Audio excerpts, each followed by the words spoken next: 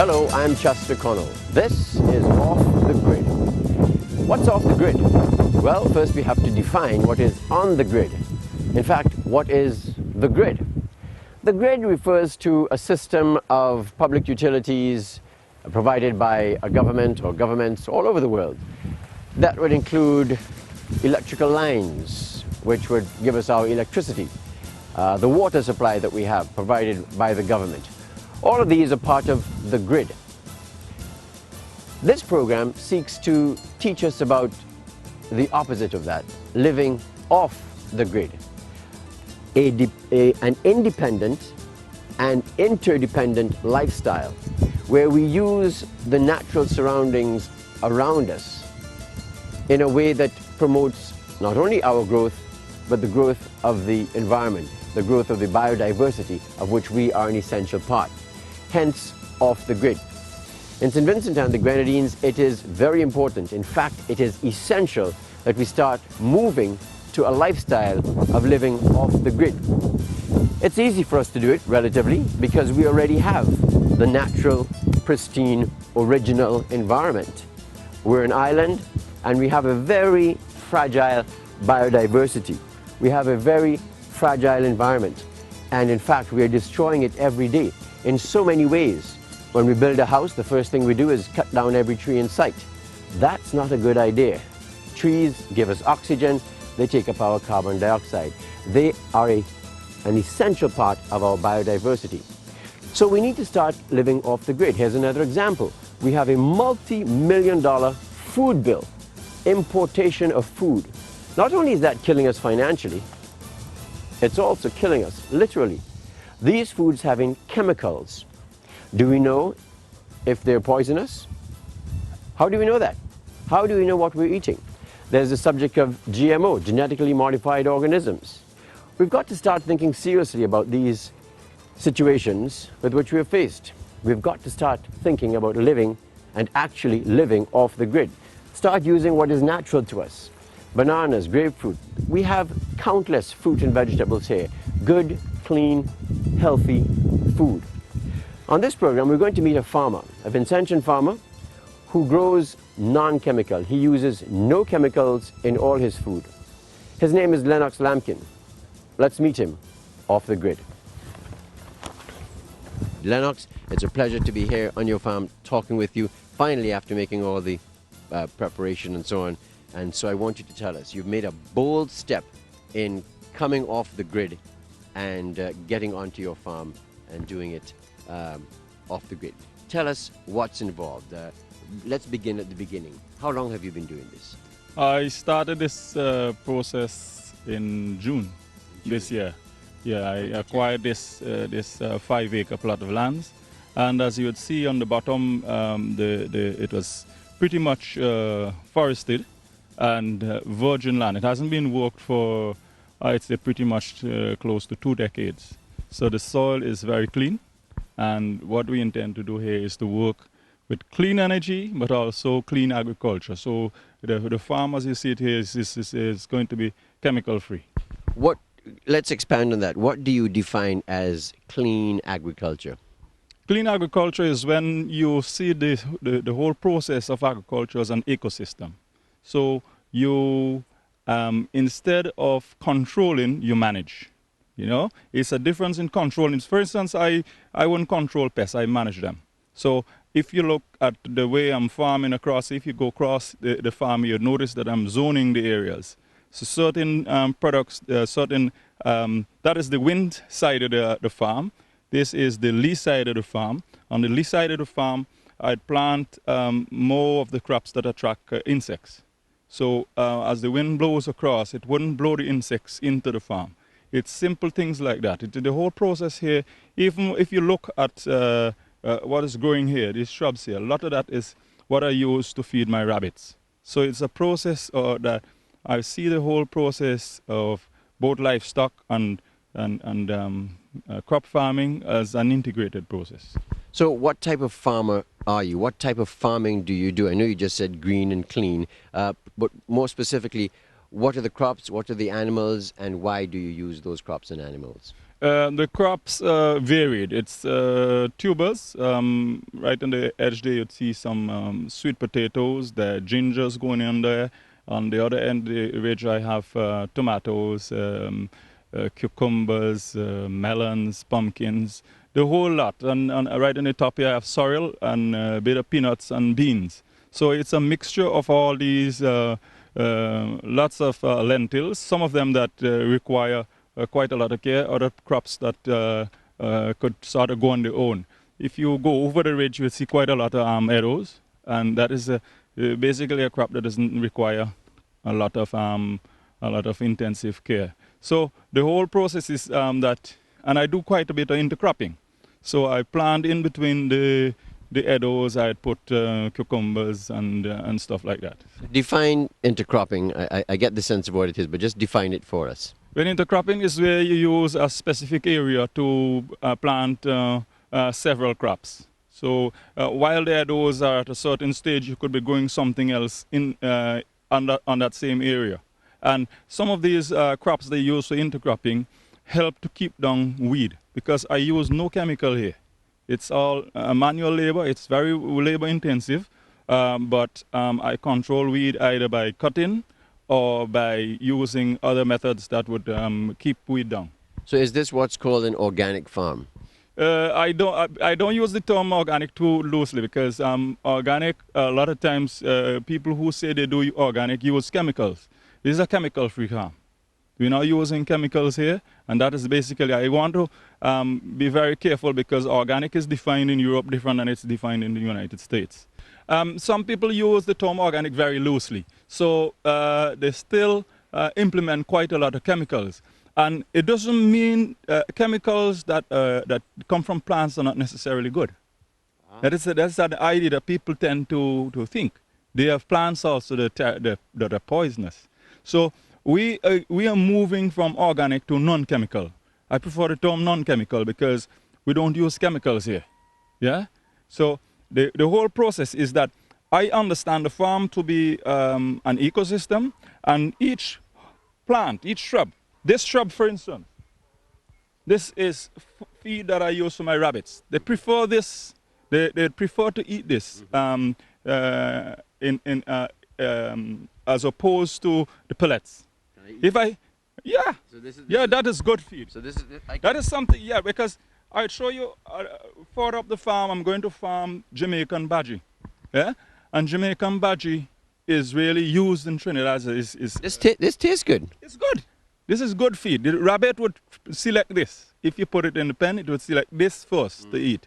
And if I eat rabbit food, am I going to multiply like rabbits? Am I going to become more? What's the okay, but this is good. But this is part of the process. So as I clean the farm, these grow, and I try to maintain this ecosystem so that I could use this for lifestyle. That's very interesting. You're saying that, well, first of all, when you came here, it was heavily forested, just natural forest vegetation. And then you cleaned it up. And what happened was that the rabbit food, or the plant that you use for rabbit to feed the rabbits, started growing more profusely. Right, right. So you, in fact, naturally, the earth just naturally gave you more rabbit food. Right, right. And if you look at the top of the farm, when I do not remove trees, really, I remove shrub.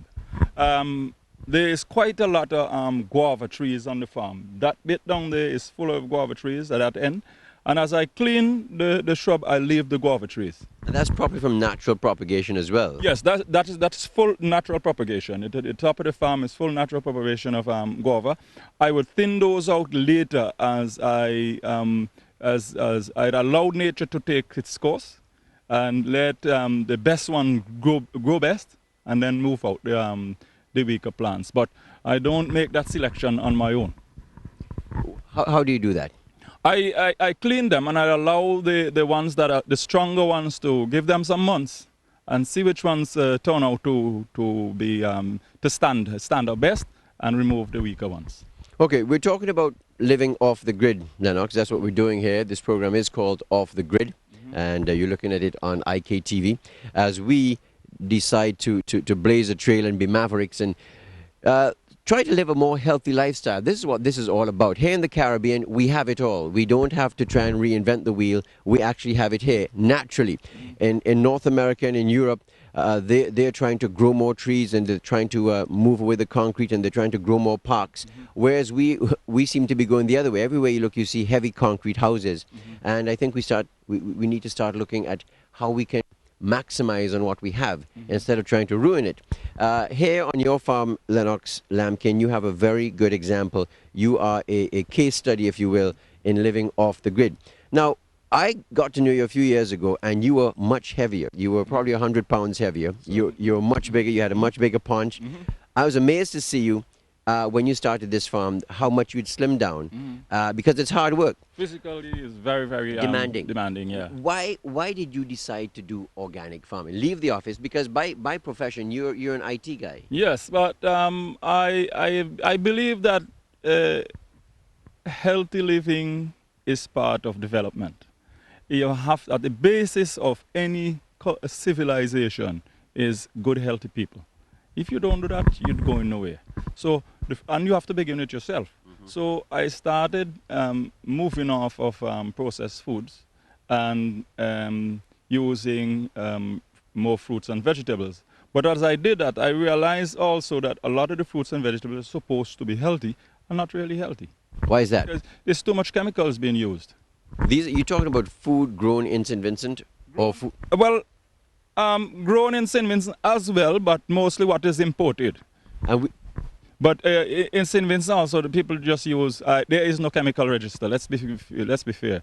So the agriculture department can't give you any information on how much chemical goes into the system and what it's used for. let's talk about one example in particular, gramoxone. We have a social problem now. Not only do we have a problem with chemicals in going into the land and therefore into the food, but we have a problem now where by some very sad situation that has developed, we have human beings, Vincentians, and even children who are drinking gramoxone straight as a means of committing suicide. You want to comment on that and how that has come about and what we can do about it? Well, our class one, I think it's class one chemicals they're called, things like gramoxone and things like that. They should really be regulated. And the funny thing about it is that these things are regulated in the developed countries. And these very developed countries continue to produce these things. And ship them to us. And we buy them. So we have to blame ourselves for that. And we have to blame ourselves for not taking stock of what's going on. Not only is it used, is one of the favorite forms of use for suicide, it's also, these class 1 chemicals are known to have poisoned the soils in Martinique. There's an extensive document on that, which is indicated that when these things happen, it takes years. Sometimes it takes a decade for it to get out of the system. But lots of this filter or leach into the water system as well. It's one of the reasons I wouldn't support us breaking into the interior to do a cross-country road as a sideline of this, because the fact remains that if you do that, people would go into the high hills, they would farm, they would use chemicals, and if you don't have a tracking system, you don't know what you'll be drinking. So we have to take these things into consideration. And as you say, the farm is an ecosystem, and an ecosystem is, as is everything else, interconnected. The human being is connected to the tree, is connected to the weeds, is connected to what you put in the ground, and it all gets circulated. And it seems to me, to common sense to me, that if you drink gramoxone and it kills you, if you put it in the ground to get rid of the weeds, it also gets into your plants, your lettuce, your tomatoes that you're going to eat, which will also slowly kill you. Right. They tell you all sorts of stories about it disintegrating and all of that, but it goes somewhere. Yeah, it has to go somewhere. So the point is, it's better to be safe than sorry. There are people who are saying, that's a lot of hard work. Look at him. He's lost 100 pounds or whatever, and he has to work hard every day. He's not using chemicals, which makes things, this is why people use the chemicals, use gramoxone, because it makes things easy. You spray it, the weeds die. What about people who are thinking about creating their own eco farms, if you will? Non-chemical farms. What advice would you have for them?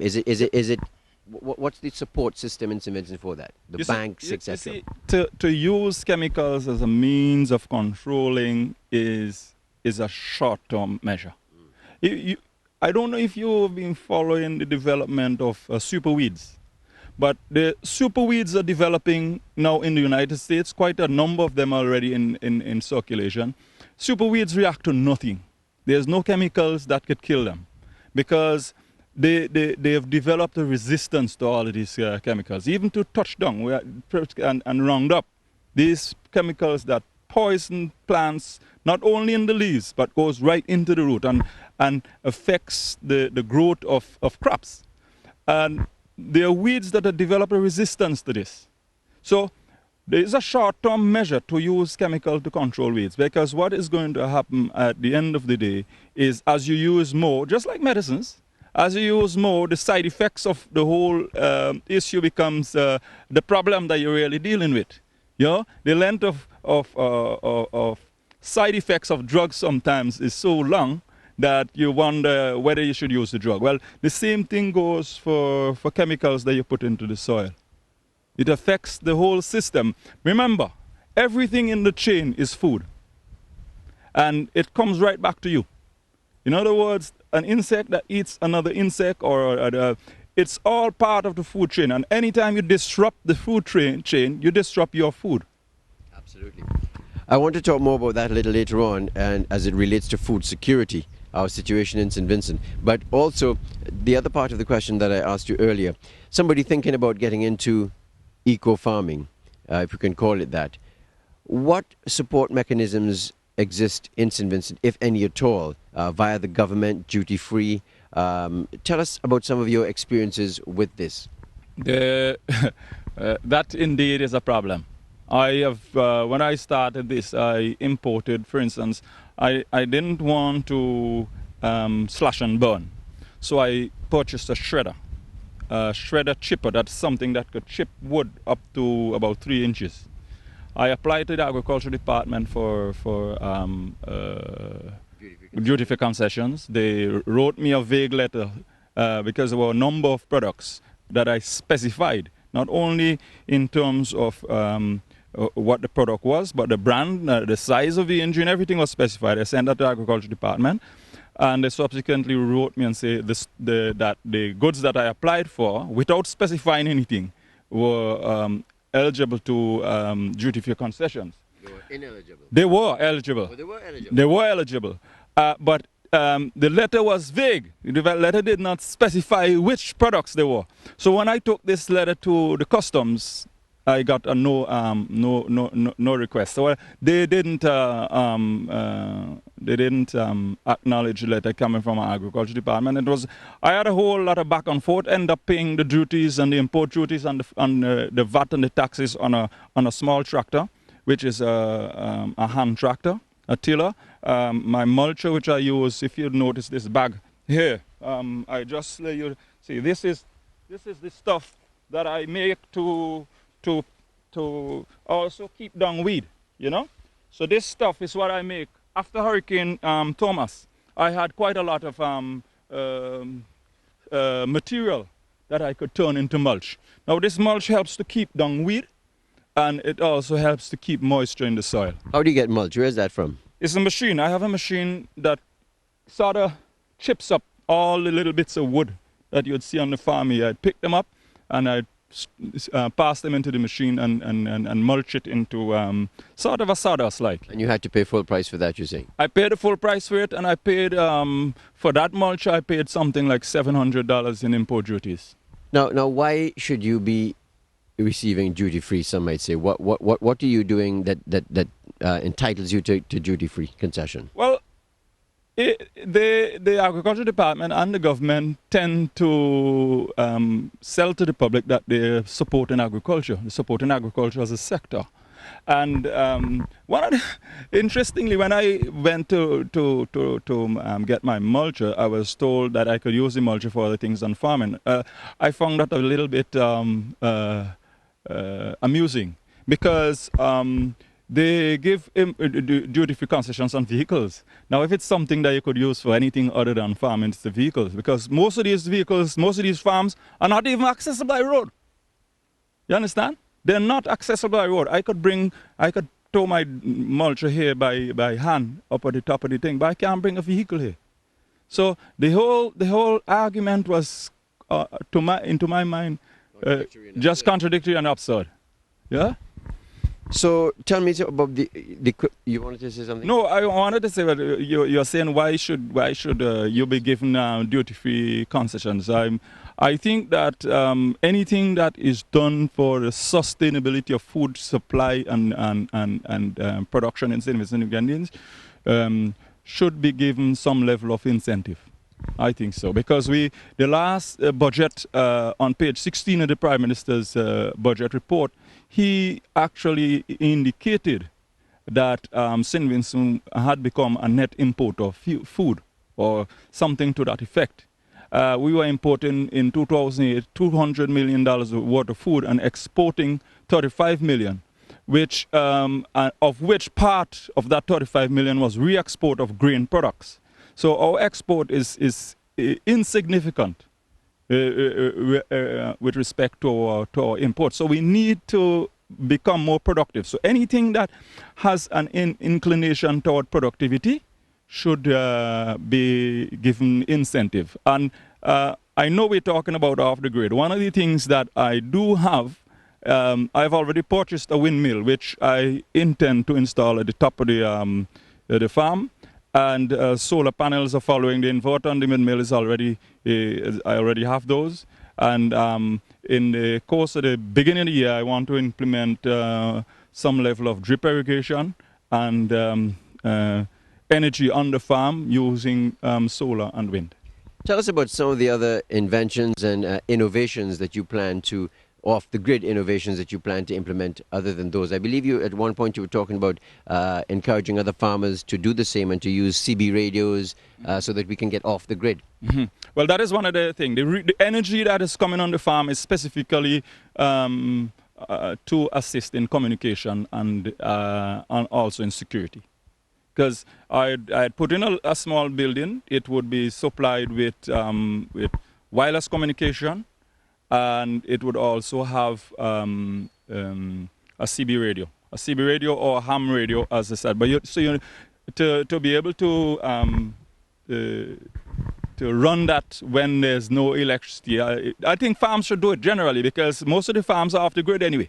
They're in places where there's no electricity supply. But if you could bring electricity, clean electricity to the farm, there are a number of things you could do. A number of things you could do that you can't do without it. And one of it is communication. Well, I know you're working really hard here. As a matter of fact, when we came, we met your wife, your lovely wife, who met us and introduced us and brought us down the path here. Do you work alone? Does Joy work with you? How do you do this? Well, no, I don't work alone, but that is one of the major challenges, and why I do understand that some farmers go chemical. Because one of the major challenges in agriculture in St. Vincent and the Grenadines is labor. And that particular, there's a reason for me investing in small hand equipment. So I use a weed eater, a whacker, to keep the weed that I've cut at a certain level. So the first stage is I use manual labor to cutlass all of this out. After that, I use a weed whacker to do the weed control. But labor is indeed a real problem, and that is one of the reasons why some farmers would say if they can't use gramazone, they would not farm. What Monsanto is doing, and other companies like it, chemical company that produces Roundup, they're actually starting to use the gene of plants, going into the plant itself, reconstructing the gene itself to make, as you intimated earlier, to make that plant resistant to basically anything. And it can stay green, quote unquote, green and fresh, which it is not, for months. So you can get a tomato that lasts for 6 months or whatever. Now, these products are actually coming into St. Vincent and the Grenadines. We're purchasing them. We have no laws yet in place, as far as I understand, to deal with that. What do you think the government should be doing? What should the government be doing to, one, stop that from happening, two, to encourage, on the other hand, planters and farmers like you to change that situation where we don't forget how to plant, how to farm, but in fact we can supply ourselves with what we need, at least to be self-sustaining? First thing you need is a seed policy. A seed policy. A seed policy. What's that? So germplasm that you have, that is your basic products, your seeds and your cuttings and all of that must be protected. In other words, you need to have a policy that says that protects your indigenous plants and animals and everything. You need to have a policy, a seed policy. And it can't be a policy at the national level. It has to be a policy at the regional level. So you need a regional seed policy. And that's something I want to send out to all the agricultural departments, that they need to look at a regional seed policy. The issue of GMOs, genetically modified objects, is one that is something, organisms, is something that we need to take into consideration. There is, even as these companies develop or manipulate organisms to be resistant to weedicides and things like that, there is a new development taking place in the United States, which is the development where you could go on Google and look for this. Super weeds are developing. Because the lifespan of most of these organisms are very short, they could develop resistance in a very short time, a relatively short time. Hence, there are weeds now that are resistant to even Roundup. Weeds that have evolved to be resistance, and they're called super weeds. So these super weeds, so what's going to happen is at the end of the day, while you would have maybe Roundup resistant soy or whatever, you would have weeds now that would resist, and the Roundup just won't work anymore. You understand? So it's a vicious circle, and that is why I say we learn to manage and not to control, because nature takes care of itself. That is why you see, even in the event of a nuclear disaster, there would always be animals or organisms that would survive.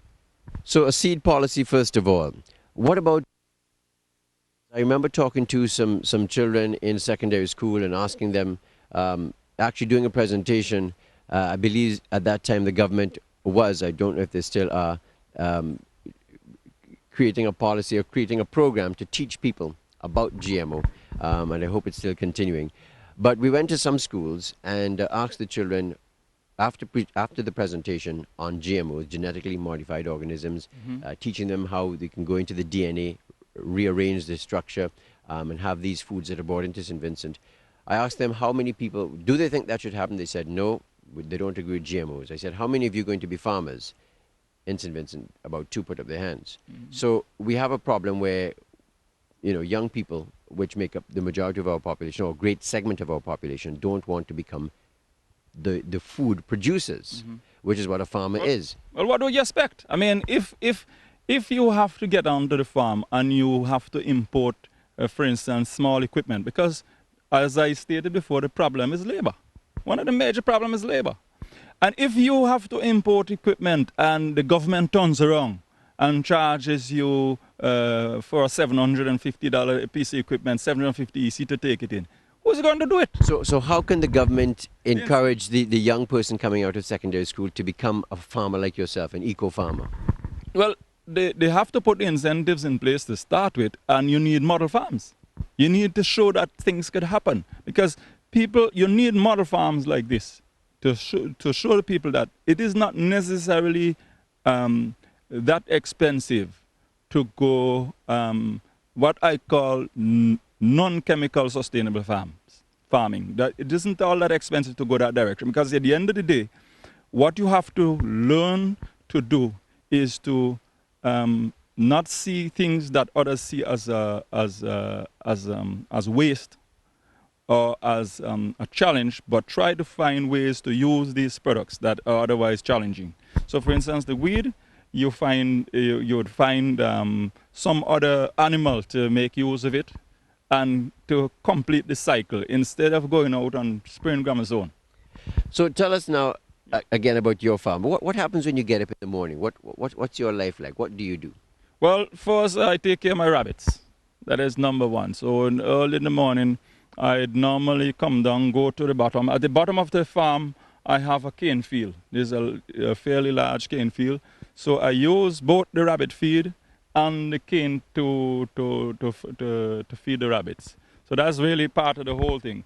And normally, if I have plants that require a little bit of water, like the tomatoes that are not too long germinated, I then take care of those. So that's basically what my day starts like. And I try to cut back a bit on the weed and the heavy shrubs on a daily basis, so to keep it in control. So you come out here and you pick your I pick like a bag of that. And, a bag of this and carry it up to the pens. Take it back up to the pens. It's good exercise. And feed the rabbits. Yeah, it's good exercise, and at the same time they love it. Yeah, I think I'm gonna. Yeah. I think I'm getting. Yeah. So like this, you know. Yeah, it's good. It's good stuff. And it's all natural. Almost everything here is feed, really. No gramoxone, no chemicals. No chemicals, guaranteed. So after you feed the rabbits, how many rabbits do you have? I have 30 at this point in time. You want to get up to? I want to get up to about 400.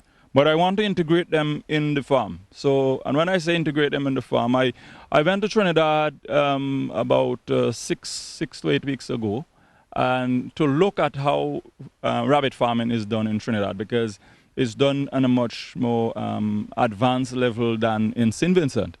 And one of the things I noticed, I went to one farm and I was impressed by his methods. He actually had the rabbit hutches hanging under the trees.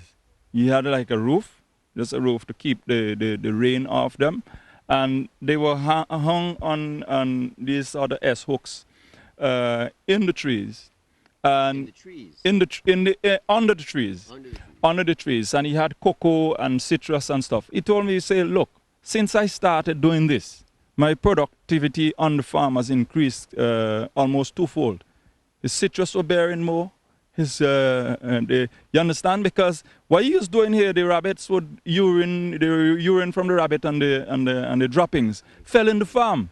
And so he didn't have to distribute anything. Natural again. So it was a natural process now of doing non-chemical farming, and at the same time he doesn't have to distribute the manure, so it just goes in. So that's what you mean by integrating your 400 rabbits. Right. So you would build little sheds, but they're not really complete sheds. You just build little hoods, and you hang the rabbit hutches under the stuff, and you feed them on a daily basis, and whatever comes out of it goes directly back into the farm. And of course, rabbits produce rapidly. Rabbits produce, they eat a lot, which means that they transform organic material into humus at a very rapid rate. It's rabbit and fowls do that very well. So after, what are you going to do with these rabbits now? Food? At a certain point, what I would like to do is get a rabbit, get other people into this. When we get this thing out there and people see that it's working, we want to get as many persons as possible into rabbit farming, because it's one of the best meats as well. Are you starting? It has that's exactly the purpose of setting this up. So I'm locally I'm giving rabbits out to persons who want them, on the basis that I give you 2, when you multiply you give them back 2. So it doesn't cost me anything to get other people started. So rabbit food is tasty. I mean, rabbit meat is tasty. Mm-hmm. It's organic. It's organic meat if you feed them natural grass, and I feed them coconuts, and they eat every fruit in season. That is another thing with rabbits. They eat avocados, they eat mangoes, guavas, so nothing wastes on the farm. How big a farm do you have to make it productive and profitable? I saw one in Trinidad that was a gentleman in Trinidad. He is basically doing had a 3-acre farm, and he's living well from 3 acres. Just 3 acres? 3 acres. He was living well from 3 acres, and he was also doing non-chemical sustainable farming. Yeah. And he was netting something close to 20,000 TT a month. Wow. Yeah. What else do you do now? You finish feeding the rabbits. What's next? Well, most of the time, so what I do, I'd weed. I'd clean up. On the other end of the farm here, there's quite a lot. There's always enough stuff here in the farm to do. So it's always, I use this cutlass a lot to cut back on the weed. And I try to plant something every day, because you have to eat every day. So the whole process is, as you move through the year, you should be planting every day. And after the first 4 months, you have nothing. After 4 months, you would have something to eat every day and something to push. So we're looking at every day we put in some seeds. And this is not a farm that's going to focus totally on one specific product. If you notice at the top we have peanuts, I have quite a lot of fruit trees, I have sorrel, kidney beans, although some of these beans it's probably cheaper to buy it in the store in packs. I still grow my own. Because those are not natural. Look, let me tell you something that's very important. What is very important, and one of the reasons why I think we should do sustainable local farming, is that you could trace your food. Food traceability is going to be an important factor. What's that? You must be able to trace your food from the table right back to the farm. Know exactly what is done from seed to food. You need to know that. That is something that the Europeans are implementing. Food traceability. It's going to be used as a non-tariff barrier for trade. And we have to understand that. Explain that. Non-tariff barrier is like this. After you have liberalized trade, like you remember we had all this discussion about the economic partnership agreement and the liberalization of international trade. After trade has been liberalized and the ink is dry on the paper, countries are still going to look at ways of closing their borders for foreign products. Now, how do you do that? You do that by telling farmers from developed countries, look, if you use chemicals, I'm not going to buy your stuff. And I need to be able to trace that you're not using the chemicals. But the process has always been put in motion. So a lot of the farmers not realizing it, are using chemicals and poisoning the soils. 5-10 years down the line, this is going to come back to haunt them. They're setting themselves up for failure. Right, they're setting themselves up for failure, and they will not be able to export. And this is what I'm trying to tell people for the longest while. If you don't cut back on the use of chemicals at this point, 5 years down the line, you would have to eat your own food. And it would be chemical infested. So we're hurting ourselves, we're shooting ourselves in the foot. Absolutely. With chemical guns via food. Yeah. Okay, so you've got your farm. How many acres do you have here? It's 5 acres, two hectares, yeah. And the more farmers that do this, the better. The more they do this, the better. And the whole idea is that if you could, as I said, the issue of food traceability is going to be valid not only for fruits and vegetables, it's also going to be the case for livestock. Yeah. And you're saying food traceability is a policy that the European countries are It's a policy that anybody would use. I'm telling you, because what we're going to do, when we expect that in the next 10 years, world trade would be liberalized. And one of the major problems in liberalization of world trade has always been agriculture. Yeah? You have the non-agricultural products. Those are easier to liberalize, but the agricultural products are going to be restricted. And one of the ways of restricting it is through chemical use. So you tell people, look, you've been using chemicals on that land, you need another 5 years before I could buy from you. You have to clean up your act. And in the 5 years, the farmer has nothing to eat. So it kills your whole farming sector. And the agricultural departments in our region should be on the forefront of this and understand the consequences of what they're doing today.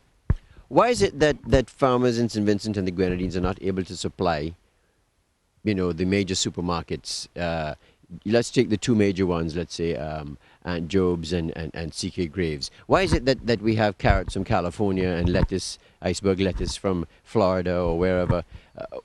Is it that we can't supply them, or is what you're doing here now the answer to that, where you'll be able to supply non-chemical and enough non-chemical products for our local supply? I will tell you one of the problems. The problem is that people have a short-term calculation in their head about the cost of food. If you eat poison, it's going to mean that you'd have to spend the money that you're now trying to save on your health bill. So the fact is that if you have to produce food, you should eat your food as healthy as possible. You understand? So one of the problems with the production and with the sale of goods to supermarkets is the fact that very often, because of the scale of production in these countries. That's the reason why I was telling you the beans might not be something that is really economical for me to do, but I still plant it. Sure. Traceability. Traceability is as important as price. Right. So, but because they could produce larger quantities and at a lower price, they're able to sell into the market. And because we are not smart enough to start to look at food traceability and the use of chemicals, this is the only way that we could survive, by doing things this way, because the larger farms, they can't do this. It's impossible for them to produce at a large level. So this is what we should be pushing in the Caribbean. Clean, chemical-free farming. That's the only way we could compete. So tell me what you're doing here now. You're going to plant pawpaw here, you said? The strips are set against the wind. In other words, I zone according to the wind direction, because that's how pollination works when you don't have sufficient insects. This is just you let the wind work for you. right. You let the wind work for you. So I'm zoning according to the wind direction. The wind comes from that direction. So the strips go 90 degrees to the wind. So the wind comes across here. Now I'm going to put pawpaw on this side. And the important thing about zoning also is the fact that when you zone properly, you could rotate. Rotate your crops. Right. You don't plant everywhere. So you plant ginger. I have sweet potato, ginger, and this area is going to be pawpaw. And on the other side, I have edos, and other stuff, and I have an area in between that has nothing. Are you going to supply to supermarkets and the market? I supply to anybody who buys and who is interested in good stuff. Okay. All right. Well, let's take a look at what you have over here, Lennox. So over here, what are these plants here? No, that is sweet potato here, and this area that's grown here now. This is ginger, but that wouldn't. Those wouldn't shoot up too soon. You got like about 15 different crops going here at the same time. Yes, so certainly. I got quite a lot of quite a mix. What I'm doing is also learning crop matching. Which crops grow best? Which crops partner best with each other? For instance, tomatoes partner very well with carrots. So what you do, you study and you find out which crops partner the best with each other, and you put those in patches, because you have to farm scientifically. Yeah. So it goes right down, and over here you have other crops on the other side. On the other side, I have more root crops, tubers. Watch this. Okay. Yeah. I have some carrots, cucumbers, melons, sweet peppers. I'm doing on Jamaican bhaji. I do celery. Just about anything that you. And we're going to have an area that is going to be focusing specifically on a herbal garden. Oh, nice. So there are some of the things here that are natural herbs that I'm going to leave. For instance, this plant, let me just fetch. Okay. Just a natural plant growing on the farm that doesn't need farming, it produces itself. Just smell that. Mmm, no, fantastic. That is here natural on the farm. So I'm going to allow that to grow at certain areas in between the other crops. You have to give it a name. Yes, I don't know exactly what it is, but I'd find out in time. You can call it the Lennox. Yeah. Lennox Lampkin. Makes a beautiful tea. Yeah, it smells fantastic. So that is all around here, and that's the way we. And of course, at the bottom of this patch, I'm doing a line of fruit trees. So I have. What type of fruit trees? Coconuts, plum rose, golden apples, breadfruit. All of these medium to long-term crops. At the top, I have a line as well of trees. Below the guava trees, at the top there, you see the guavas. There's a golden apple. There's some pomegranates and breadfruit and some citrus. Those also cordon off the upper shoulder of the hill there. So that's where I'm doing it. Horizontally, I have fruit trees that divide the zones. And vertically, I segment the crops based on wind direction. I see. Yeah. And the view here is amazing. Yeah, it's heaven. It's heaven on earth. Is that Richmond down there? That's Richmond. That's Sofrede. That's Mongaroo. So now comment on the on our friends, your fellow farmers over there who are farming some illegal crops. We need to do a story on them too, actually. What's your comment on them? I'm very clear on that. They should be decriminalized yesterday. Should have been Marijuana, you're saying marijuana should be decriminalized? decriminalized. Allow the guys to farm in controlled areas. I've said that already recently on BBC Caribbean, and I repeat that that's the only solution, because these guys would continue to farm, and it is affecting our watershed. Because they need to be guided, don't they? Yes, they're cutting down the trees in the mountains, and we have to understand that if you can't police a problem, you have to manage it. I believe that is the whole purpose of everything that you think you could control and you cannot control, you should manage. And marijuana farming is something that needs managing.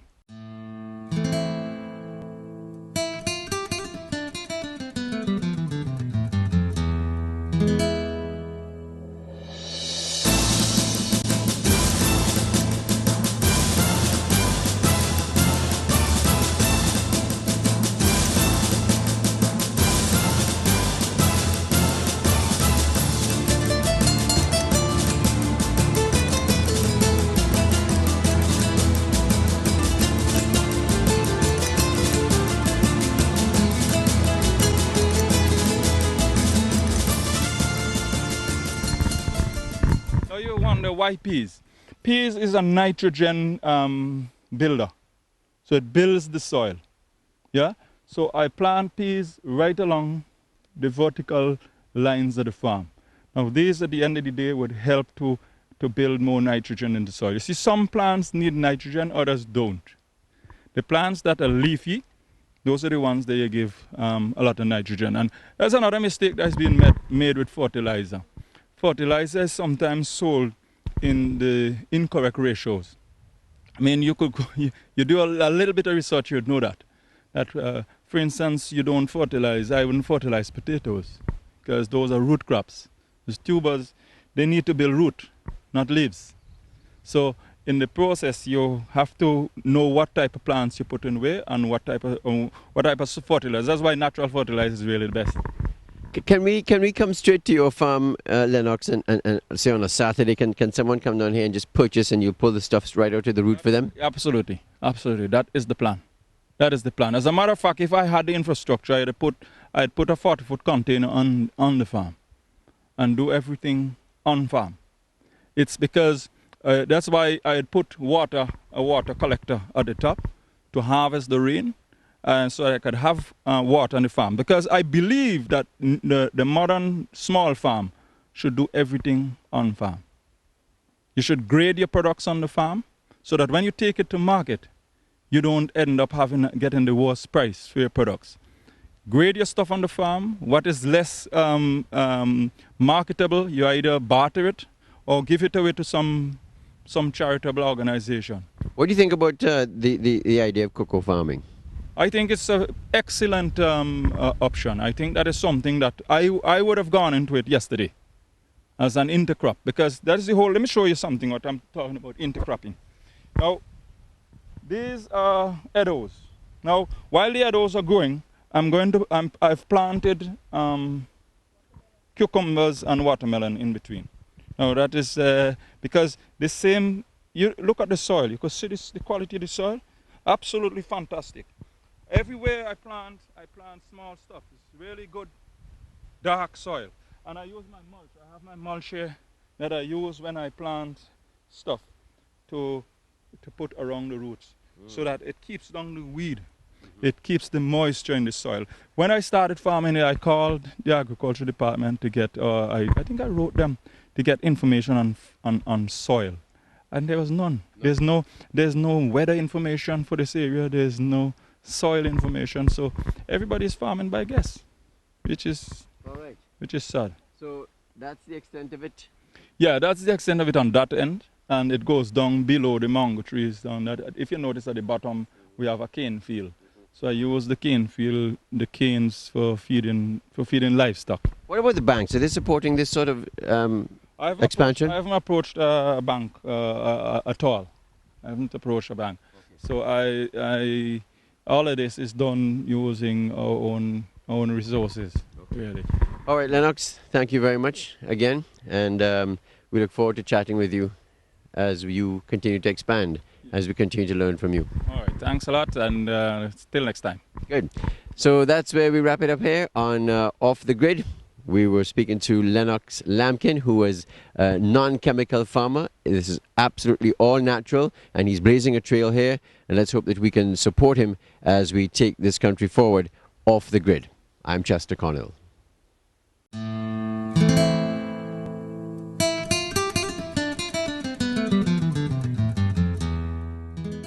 Thank you for watching Off the Grid. Here's my suggestion to you. We'd like you to watch Off the Grid every week, but it would be really fantastic if you would live off the grid every day. Think of how we can become more independent and interdependent on each other for our food supply. Think of how we can learn from each other. How can we learn to use and eat what is ours, what is natural to us? This is a very rich food. But do we use it all the time? How many ways do you know to cook this? Is this something that can be used, that can be produced to use in a different way than just garbage to be thrown away? We are creating a culture around us. The very food that we eat is part of our culture. It's not just Carnival Monday and Tuesday. Culture is the food we eat, the lives we live. Let's focus on living off the grid. Let's not cut down every tree in sight as soon as we build a house. Let us think of how we can grow non-chemical foods. Do you have a backyard? Do you have a garden? Can you start growing a vegetable garden? Can you grow it non-chemically? Yes, you can. We can all contribute to the forward movement of our country. You can start by reducing our import food bill, by eating locally, by finding different ways to prepare your banana or your plantain or your Edo or your Dashin or your Tanya. This is an exciting journey off the grid with Chester Connell. Thank you so much for joining us.